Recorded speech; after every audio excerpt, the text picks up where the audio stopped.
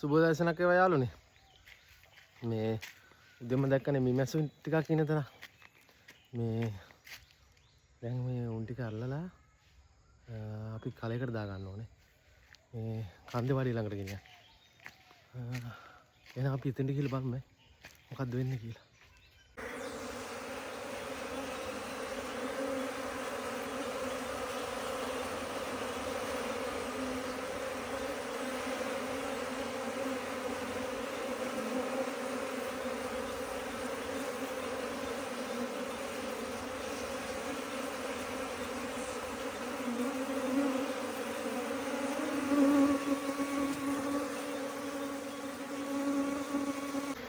ඉන්නේ යාළුවනේ.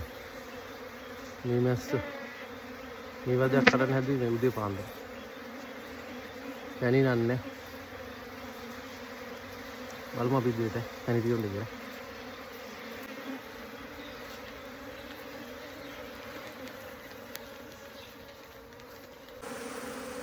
ඔන්න යාළුවනේ මේ මැස්ස ටික දැන් මේ කලේ ඇතුළට යනවා. ඔක්කොම යනවා. මේ දැන් අවුලන්නේ. ඔක්කොම කලේ ඇතුළට යනවා. දැන් ගිහිල්ලා ඉන්න ටික. මොකද රජින ඇතුළේනේ ඉන්නේ. රජින කලේ ඇතුළේ ඉන්නේ. ඔක්කොම යනවා.